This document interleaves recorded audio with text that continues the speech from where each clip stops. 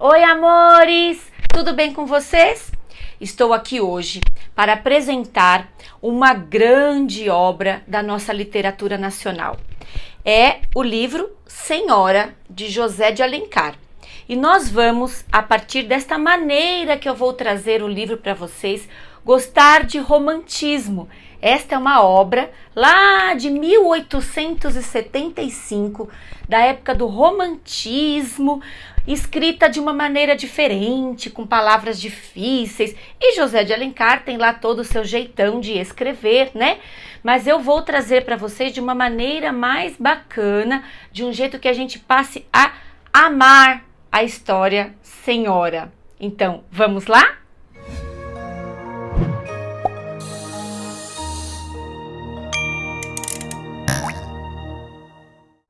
Bem, amores, então nós temos aqui um livro que é um romance, né?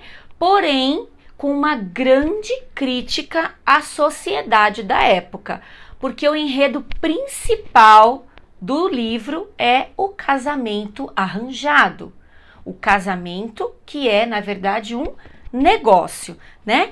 E ele traz também uma personagem feminina muito forte. É de se estranhar, porque José de Alencar, ele não é lá dos meus muito queridos, né? Tem uma história aí, ele era a favor da escravidão, né? Então, na época, ele era bem criticado, e é criticado até hoje, né? Mas ele traz pra gente esse enredo feminista que até é de se estranhar um pouco nesta obra Senhora. O livro está dividido em 4 partes. Então eu vou dizer para vocês e depois a gente vai ver o que se parece essas 4 partes. Primeira parte, o preço. O preço, porque é nesta parte que será negociado um casamento. Parte 2, quitação. É nessa parte que nós vamos entender o porquê de tudo nessa história. Terceira parte, posse. É a parte que vai falar do pós-casamento, dia depois do casamento. Na verdade, começa na noite de núpcias do casamento, essa terceira parte. E a quarta e última parte, que se chama resgate. O que será que essa parte vai trazer para a gente? Vou deixar aí um certo mistério. Ele é escrito com uma linguagem diferente de hoje, porque ele foi um romance escrito em 1875. Então a gente estranha um pouco algumas palavras, né? Como eu estou fazendo esta leitura com os meus alunos, algumas partes eles irão ler, algumas partes eu vou resumir e algumas partes eu vou ler. Então vai ser de uma maneira bem diferente, mas não vou dar nenhum spoiler aí do final desta obra, né, que é um clássico da nossa literatura. Então eu já dei como tarefa, né, da semana passada para os meus alunos, eles fazerem a leitura da parte 1, que é o preço, o capítulo 1 e 2. Então, o que foi que eles leram, para quem não é meu aluno, né? O que foi que eles leram neste capítulo? Eles conheceram a personagem Aurélia, que é a grande protagonista deste livro, que o autor intitula ela como Estrela, né? E ela na verdade, ela fica uma pessoa muito rica. E ela, nos bailes, ela é muito desejada por todos os homens. Uma porque ela é muito bela e outra porque ela é muito rica, né? Ela tinha, então, muitos pretendentes. E eles leram, então, o seguinte parágrafo. Para que a perfeição estatuária do talhe de sílfide, se em vez de arfar ao suave influxo do amor, ele devia ser agitado pelos assomos do desprezo? Então, esta é uma das frases que os meus alunos leram neste capítulo. E ela, então, vivia, apesar de ser muito rica, muito bela, ela vivia um drama íntimo. e ninguém sabia que drama era este, né? Naquela época, não podia uma moça sozinha, solteira, né, viver sozinha e nem cuidar da sua vida sozinha. Ela então tinha uma guarda-moça. Era uma senhora viúva que vivia com ela, de nome Dona Firmina. E ela, essa senhora que cuidava da casa, cuidava dos afazeres, cuidava da Aurélia. E ela tinha também o seu tio que era o senhor Lemos. Esse tio, ele era o tutor dela.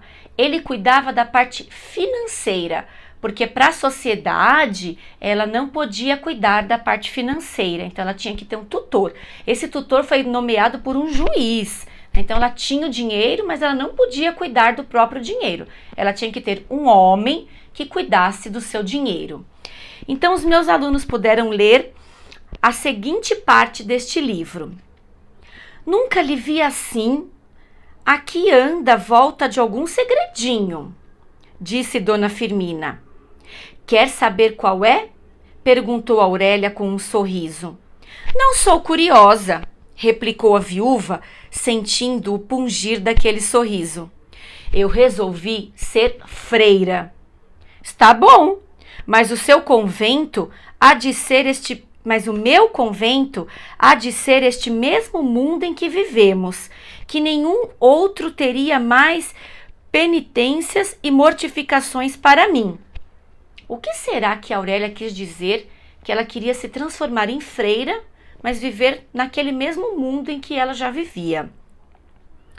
Desmentindo logo após a gravidade destas palavras com uma risada. Aurélia deixou na sala de jantar Dona Firmina espantada de que uma menina imensamente rica e formosa, desejada por todos, pudesse ter semelhantes pensamentos, ainda mesmo por gracejo. Então, como que uma moça rica, desejada daquele jeito, né, poderia ter esse pensamento de virar freira, onde já se viu? A Aurélia, então, mandou uma carta e mandou chamar o tio Lemos, o senhor Lemos, que era esse tutor que cuidava da parte financeira dela, porque ela queria, então, ter uma conversa com ele. Ela então teve essa conversa com o seu tio. Quando ela está prestes a sentar com o tio e contar para ele o que aconteceu, entra uma mulher e acontece a seguinte leitura, feita também pelos meus alunos. Apareceu à porta da saleta a Bernardina, velha a quem a menina protegia com esmolas. A sujeita parara com um modo tímido, esperando permissão para adiantar-se. Aurélia aproximou-se dela com um gesto de interrogação. Quis vir ontem, segredou Bernardina, mas eu não pude, me atacou o reumatismo. Era para dizer que ele chegou. Eu já sabia. Ah, quem lhe contou? Pois foi ontem, havia de ser por volta do meio-dia. Quem será este ele que a mulher fez questão de vir avisar a Aurélia que havia chegado, né? Quem será que chegou? Bom, ela então disse pro Lemos, que era o seu tutor, que ela queria tratar com ele do seu casamento. E o tio, então, queria lhe apontar candidatos, né? Que candidatos para Aurélia não faltavam. Mas ela disse para o tio que não, que ela tinha o seu próprio candidato. O tio ficou muito espantado. Não era comum naquela época uma mulher escolher o seu candidato, né? O seu pretendente. O tio é que deveria escolher, mas ela disse que não. Ou ele aceitava do jeito que ela queria, ou ela ia ao juiz e pedia um outro tutor. O tio, que era muito interessado em ser o tutor e em ajudar a Aurélia, logo então falou, não, vamos fazer tudo do seu jeito mesmo, né? E aceitou então que ela colocasse o que ela pretendia com esse rapaz, quem era esse rapaz, né? Então ela disse assim, Esquece que desses 19 anos, 18 os vivi na extrema pobreza e um no seio da riqueza, para onde fui transportada de repente? Tenho as duas grandes lições do mundo, a da miséria e a da opulência. Conheci outrora o dinheiro como um tirano. Hoje o conheço como um cativo submisso. Por seguinte, devo ser mais velha do que o Senhor, que nunca foi nem tão pobre nem como eu, nem tão rico como eu sou. Então ela quis dizer para o tio que ela sabia muito bem o que ela estava fazendo. Ela sabia das coisas, apesar da sua pouca idade. Uma coisa muito curiosa neste parágrafo. Ela disse que ela passou 18 anos pobre e apenas 1 ano ela estava rica. Então guardem esta informação. Esta informação é bastante importante na nossa leitura mais adiante. Lembra que eu falei que ela ficou rica? Então a gente vai entender isso um pouquinho mais para frente. Ela diz então para o tio que tem uma moça de nome Adelaide que está prometida a um rapaz a um custo de 30 contos de dote. E é este rapaz que ela quer para seu marido. Então ela pede para que o tio vá ao encontro desse rapaz e ofereça a ele 50 contos, 70 contos, 100 contos, metade de toda a sua fortuna, o dinheiro que for. Ela quer que o tio ofereça a esse rapaz, para que esse rapaz se case com ela. E o tio diz que qualquer rapaz se casaria com ela por menos do que isso, né? E ela diz que ela quer entender até onde vai a ganância desse rapaz. E ela dá essa incumbência ao tio. Só que ela pede ao tio que o tio não pode falar de jeito nenhum no nome dela. O tio não pode falar quem ela é, o nome dela, não pode citar o nome dela para esse rapaz. Será um segredo que ele só irá descobrir no dia do casamento. Então, esse é o acordo. Ela poderia ser uma velha, poderia ser feia, poderia ser o que for. Ele teria que aceitar se casar com ela pelo dinheiro pago. É essa a proposta dela. Então, o tio vai ao encontro deste homem. E quem será este homem, então, né? Os meus alunos pararam a leitura por aí. No capítulo 5 e no capítulo 6, José de Alencar, ele irá descrever quem é este rapaz, quem é este moço. Este moço se chama Fernando Seixas, um rapaz muito ambicioso. Um rapaz que dentro de casa é um rapaz amoroso, cuida da família, da mãe, dos irmãos, né? Mas na rua é um boa vida, é um fanfarrão, como diriam. E ele então descreve aqui toda a vida dele. Então eu vou ler para vocês um trechinho.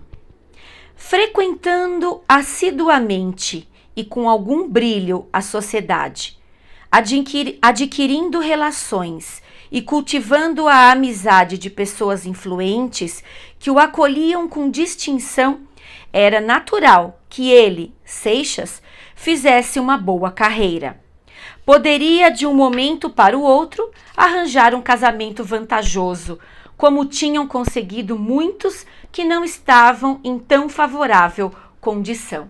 Então, este era o intuito do Seixas. Ele queria arrumar um bom casamento.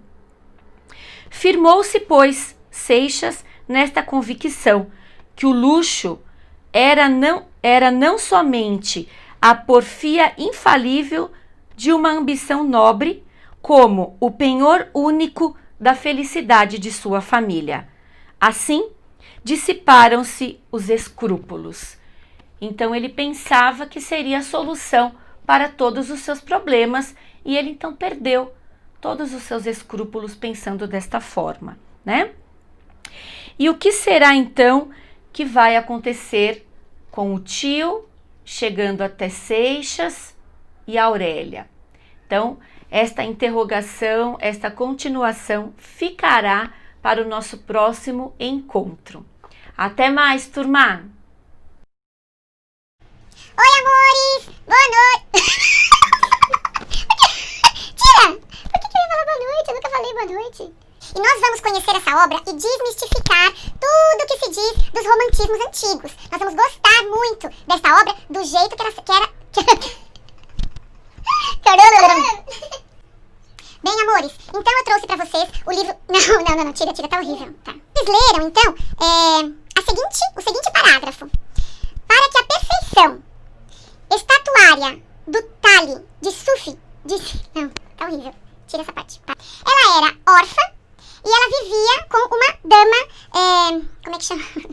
Tira, filho.